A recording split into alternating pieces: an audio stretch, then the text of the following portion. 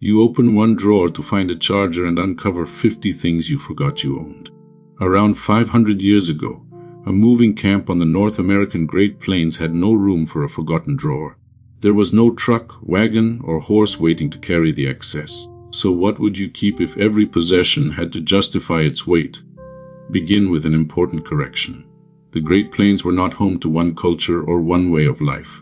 Dozens of distinct nations lived across this enormous region, with different languages, traditions, and economies.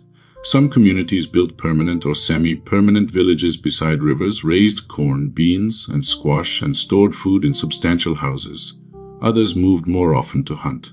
Many combined village agriculture with seasonal journeys. This comparison follows a mobile hunting camp around the year 1500, not every indigenous person in North America. Your modern possessions usually wait for you. Your bed remains in one room. Plates stay in a cupboard. Winter clothes can sit untouched for months. Even objects you rarely use consume only space. In a mobile camp, space was not the main limit. Muscle was. Horses had not yet transformed life across the plains. Spanish expeditions brought horses into parts of North America during the 1500s, but their widespread adoption by many plains nations came later. Before that change, people traveled on foot. Women carried essential loads, while dogs could pull a travois, a simple frame of two poles dragging behind the animal. Each extra object demanded effort over grassland, uneven ground, heat, wind, and distance. That changed the design of everyday life. A shelter could be made from poles and prepared hides, then taken apart for travel. Clothing, bedding, food, tools, and containers had to be packed. Bags made from hide protected useful items. Knives, scrapers, awls, and other tools often served several purposes. A broken handle did not automatically make an object disposable. It could be repaired, reshaped, or replaced with available material and skilled work. But carrying fewer objects did not mean living without complexity. A modern kitchen hides specialized jobs inside dozens of manufactured tools. In the camp, complexity often lived in knowledge how to prepare hides, preserve meat, identify useful plants, read weather, find water, maintain a fire, and choose material for a tool. You could not place that knowledge on a shelf, yet daily survival depended on it. Objects also carried meanings that a simple inventory would miss. Clothing could show identity and skilled workmanship. A pipe or ceremonial item might connect a person to responsibilities, relationships, and spiritual life. A carefully made bag was not merely packaging. Its form, decoration, and use could matter as much as what it held. The exact meanings differed among communities, and archaeology cannot recover all of them. Now, imagine moving day. You do not throw random belongings into plastic boxes. The camp must be dismantled in an organized sequence. Materials needed first at the next stopping place must remain accessible. Food has to survive the journey. Sharp tools must be secured.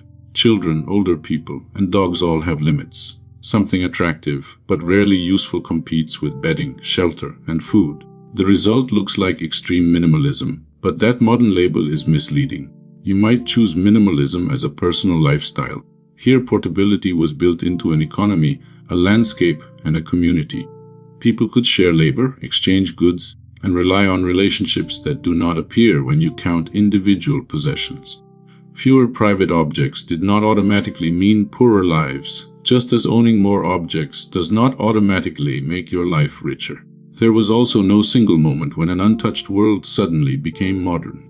Long before Europeans arrived, peoples across North America traded materials, technologies, and ideas over great distances. Archaeologists have found non-local stone and other materials far from their sources. A portable object could therefore contain a much larger map, the place where its material originated, the hands that shaped it, and the relationships that moved it across the continent. Then horses altered the calculation. They allowed people to travel farther and haul larger loads. Travois grew, shelters could grow, and mobile households could transport more.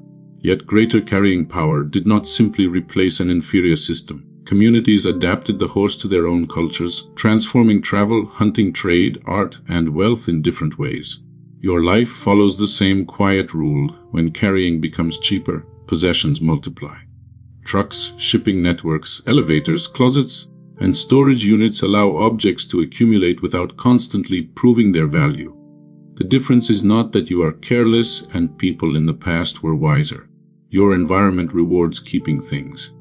Theirs rewarded knowing exactly what could move. You probably could not carry everything you own. You may not even know everything you own. A household crossing the plains around 1500 could hold far fewer objects, yet every packed tool, hide bag, and piece of bedding belonged to a system of movement, labor, memory, and skill.